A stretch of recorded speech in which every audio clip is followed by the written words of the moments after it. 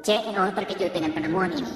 6 tahun yang lalu, istrinya bunuh diri dengan melompat ke sungai, membawa seorang anak laki-laki, muncul hidup-hidup di depan matanya.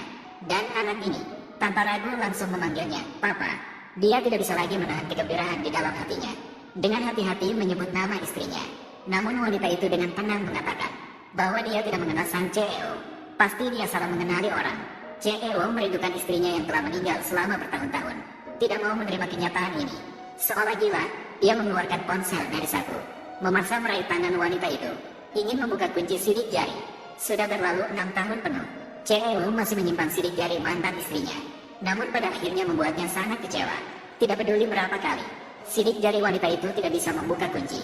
Terhadap hasil ini, wanita itu sudah memperkirakan. Saat dia melompat ke sungai dan terluka parah, jari-jarinya tergores hingga berdarah. Sudah tidak ada sidik jari lagi. Wanita memang mantan istri dari direktur. Alasannya tidak mau mengakui, berasal dari pertikaian 6 tahun yang lalu. Ternyata 6 tahun yang lalu, wanita sudah hamil anak dari direktur. Karena perselisihan kompensasi, dia dan wanita licik ditangkap bersama oleh penjahat di jembatan. Istri penjahat meninggal di pabrik direktur. Dia juga ingin membuat direktur merasakan kehilangan cinta sejati. Maka dia meminta direktur memilih salah satunya. Hanya satu yang bisa selamat. Di satu sisi adalah wanita licik yang dikenal sejak kecil. Di sisi lain adalah istri yang hamil setelah 1 malam. Direktur juga terjebak dalam dilema. Neneknya mengetahui bahwa wanita itu hamil anak kembar. Dan ia sangat menganjurkan harus menyelamatkan pewaris masa depan.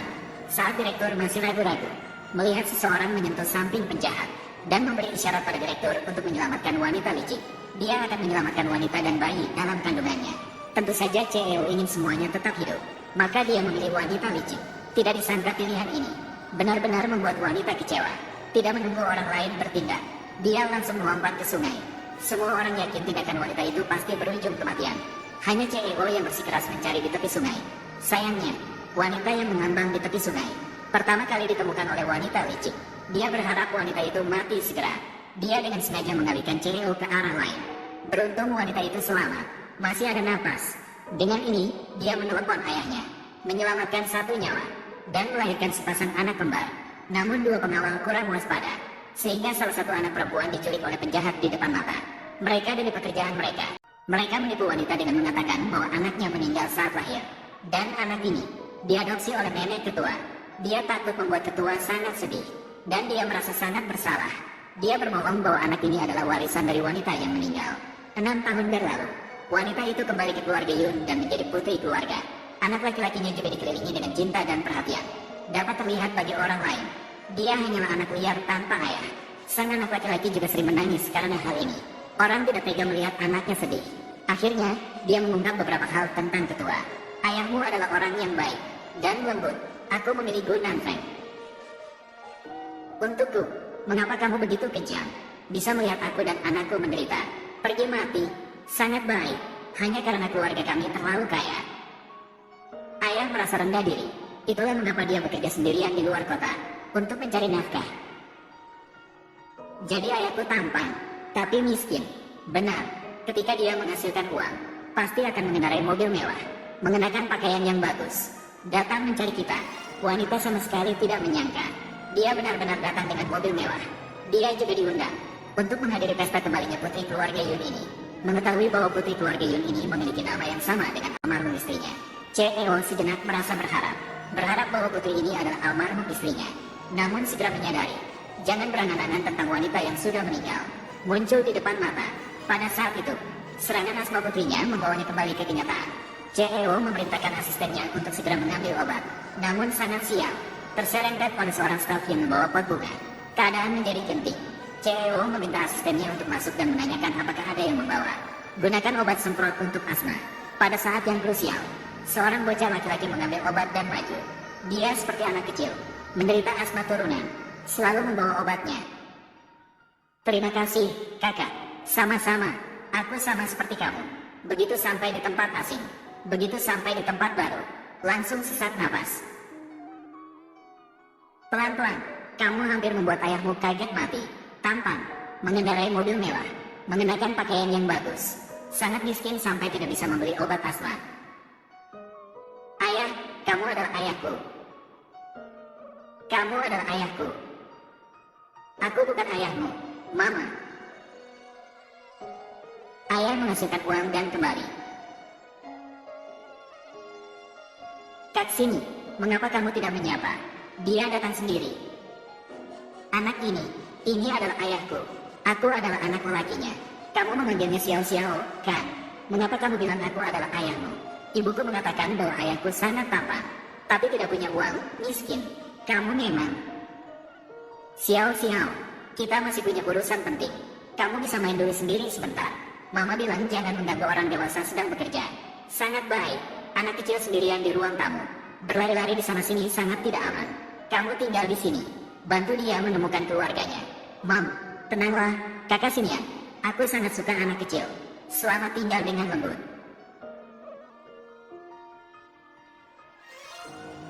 Hei, dari mana kamu, si kecil yang lucu ini? Begitu kekurangan kasih sayang. Saya tidak mengenali ayah dimanapun. Aku adalah Dewi Balet. Tetaplah di sini. Tersenyumlah. Kenapa kamu jatuh? Sakit tidak? Ibu akan membawamu ke rumah sakit. Aku tidak mau ke rumah sakit. Saya ingin ayah saya Yun Xiao Xiao. Baiklah, aku akan mencarikan ayahmu. Benarkah? Akan segera kembali ke pesta. Kamu tertarik pada pria mana? Tunjukkan padaku. Ibu memintanya untuk menjadi ayahmu. Selamat, selamat, selamat datang, selamat datang. Teruslah memegang. Tidak perlu. Putri kecilku, dialah bintang hari ini. Silakan masuk. Ayah, Jie Zong datang. Si brengsek yang mengganggu anak perempuanku berani muncul lagi. Saya akan mengupas kulitnya sendiri. Tidak perlu Anda turun tangan dalam hal ini. Kita harus melindungi Yun King dengan baik. Jangan biarkan keluarga Ji mengetahui keberadaan Xiao Xiao. Sinian, tunggu aku. Mari kita masuk bersama. Putri saya baru saja pura-pura mati beberapa tahun yang lalu. Dia sudah memiliki anak perempuan besar dengan wanita lain. Memiliki seorang putri sebesar itu. Untungnya Yun King dan dia tidak memiliki hubungan. Setelah Yun King mengumumkan identitasnya, barulah tidak akan terlibat dengannya. Tuan Ji, apakah ini Nyonya Ling? Bukan Nyonya, istriku. Meninggal karena kecelakaan 5 tahun yang lalu. Sangat kebetulan, protagonis acara kembali hari ini. Putri Yun King dari keluarga Yun juga diselamatkan setelah kecelakaan 5 tahun yang lalu. Menyesuaikan tubuh selama beberapa tahun ini, baru muncul kembali. Ini mungkin hanya kebetulan. Jika Yun King itu benar-benar putri keluarga Yun, mengapa dia tidak mengatakan saat dia menikah dengan keluarga Ji? Mengapa tidak mengatakan? Su Ying, Nan Feng, tidak ada terjemahan yang diperlukan. Tolong jaga King King untukku. Fei Lin, saya ingin bertemu dengannya sendiri. Nyonya kecil dari keluarga Yun.